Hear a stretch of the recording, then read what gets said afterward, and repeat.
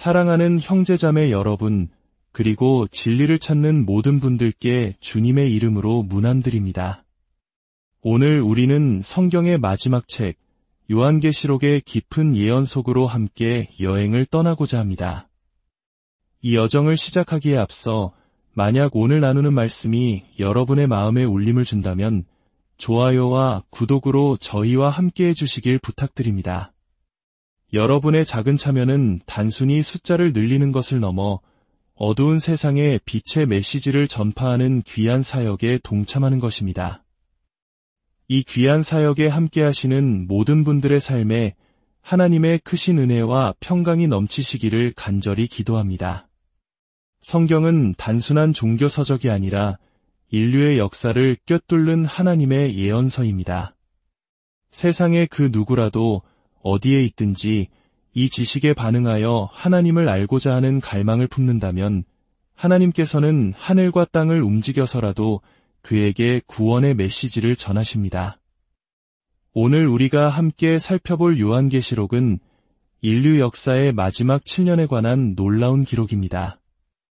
이 7년이라는 시간은 예수 그리스도께서 이 땅에 다시 오시는 재림 직전에 펼쳐질 격동의 시기이며 성경은 이 기간 동안 세상에 어떤 일들이 일어날 것인지를 놀랍도록 상세하게 예언하고 있습니다. 이 7년이라는 숫자는 결코 임의로 정해진 것이 아닙니다. 하나님께서는 구약시대의 예언자 다니엘을 통해 당신의 백성 이스라엘을 위한 시간표를 이미 보여주셨습니다. 하나님께서는 그들에게 총 490년의 기간을 할당하셨습니다.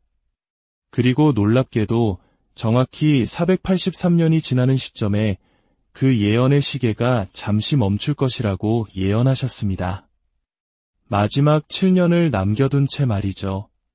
왜 시계가 멈추었을까요? 바로 그 시점이 이스라엘 백성이 그들의 메시아이신 예수님을 거부하고 배척했기 때문입니다. 성경의 시간 계산법에 따르면 정확히 17만 3880일째 되는 날, 즉 483년이 끝나는 바로 그날은 예수님께서 처음으로 자신을 메시아로 선포하시며 어린 나귀를 타고 예루살렘에 입성하신 날이었습니다. 그날 이후 하나님의 시간은 멈추었고 아직 7년이라는 시간이 이스라엘에게 할당된 채로 남아 있습니다. 요한계시록은 바로 이 멈추었던 시계가 다시 움직이기 시작하는 마지막 7년에 대한 이야기입니다. 그 7년이 어떻게 시작되고 어떤 사건들이 펼쳐질 것인지, 온 세상이 어떤 운명을 맞이하게 될 것인지를 우리에게 보여줍니다. 이제 요한계시록 18방으로 들어가 보겠습니다. 우리는 지난 시간에 17장을 통해 신비의 바빌론이라 불리는 거대한 종교 시스템에 대해 살펴보았습니다. 성경에서 음녀는 하나님을 떠나 세속적인 것과 타협하고 영적으로 타락한 종교를 상징합니다. 요한계시록 17장 5절은 이마의 신비라, 큰 바빌론이라, 땅의 음녀들과 가증한 것들의 어미라는 이름이 기록된 한 여인을 묘사합니다. 이 여인은 누구일까요? 17장 18절은 명확하게 말합니다. 내가 본 그 여자는 땅의 왕들을 다스리는 큰 성이라. 사도 요한이 이 계시를 기록할 당시 땅의 모든 왕들을 다스리던 큰 성은 바로 로마였습니다. 따라서 이 음녀, 즉 신비의 바빌론은 로마를 중심으로 한 거대한 거짓 종교 시스템을 상징합니다. 이 종교 시스템은 고대 바빌론에서 시작되었습니다. 인류 최초의 조직적인 우상 숭배와 하나님에 대한 반역이 시작된 곳, 바로 신할 평지의 바벨탑 사건이 그 뿌리입니다. 이 악한 영적 흐름은 이집트, 아시리아, 바빌론, 페르시아, 그리스, 그리고 로마 제국으로 이어지는 이방 세계 제국들을 거치며 그 형태를 바꿔왔습니다. 다른 제국들은 모두 예언대로 멸망했지만 로마 제국만은 완전히 파괴되지 않고 신비로운 종교적 형태로 그 명맥을 유지하며 오늘날까지 이어져 왔다고 성경은 말하고 있습니다. 17장이 이 시스템의 종교적 측면을 폭로했다면 18장은 그 경제적, 물질적 측면을 우리에게 보여줍니다. 이 거대한 바빌론 시스템이 어떻게 세상의 부와 권력을 장악하는지 말입니다. 요한계시록 18장 1절부터 읽어보겠습니다. 이 일 후에 다른 천사가 하늘에서 내려오는 것을 보니 큰 권세를 가졌는데 그의 영광으로 땅이 환하여지더라. 힘찬 음성으로 외쳐 이르되 무너졌도다 무너졌도다 큰 성 바빌론이여. 귀신의 처소와 각종 더러운 영이 모이는 곳과 각종 더럽고 가증한 새들이 모이는 곳이 되었도다. 그 음행의 진노의 포도주로 말미암아 만국이 무너졌으며 또 땅의 왕들이 그와 더불어 음행하였으며 땅의 상인들도 그 사치의 세력으로 치부하였도다 하더라. 이 구절은 바빌론이 단순히 종교적 타락의 중심지가 아니라 전 세계 경제를 움직이는 부와 사치의 중심임을 보여줍니다. 땅의 왕들, 즉 정치 지도자들은 이 시스템과 결탁하여 부도덕한 이익을 취하고 땅의 상인들, 즉 세계 경제를 주무르는 거부들은 이 시스템이 제공하는 사치를 통해 막대한 부를 쌓았습니다. 종교와 경제, 그리고 정치가 하나로 얽혀 거대한 부패의 카르텔을 형성한 것입니다. 이 시스템의 붕괴가 얼마나 갑작스럽고 완전한지 성경은 계속해서 묘사합니다. 11절부터 보면 땅의 상인들이 바빌론의 멸망을 보며 슬피 우는 장면이 나옵니다. 왜냐하면 더 이상 그들의 상품을 사줄 자가 없기 때문입니다. 성경은 그 상품 목록을 상세히 나열합니다. 금, 은, 보석, 진주, 세마포, 자주옥감, 비단, 붉은 옥감, 향목, 상아그릇, 값진 나무와 구리와 철과 대리석으로 만든 그릇들, 계피, 향료, 향, 향유, 유향, 포도주, 감람유, 고운 밀가루, 밀, 소, 양, 말, 수레, 그리고 종들과 사람의 영혼들까지. 이 목록은 당시 상상할 수 있는 모든 사치품을 망라합니다. 이는 바빌론 시스템이 인간의 탐욕과 물질주의를 기반으로 세워졌음을 보여줍니다. 하지만 가장 끔찍한 상품은 마지막에 언급된 사람의 영혼들입니다. 이 시스템은 사람들의 육체뿐만 아니라 영혼까지도 상품으로 취급하며 파멸로 이끌었던 것입니다. 그리고 이 모든 부와 영화가 단 1시간 만에 무너졌다고 성경은 반복해서 강조합니다. 세상이 영원할 것이라 믿었던 그 막강한 경제 시스템이 순식간에 잿더미로 변하는 것입니다.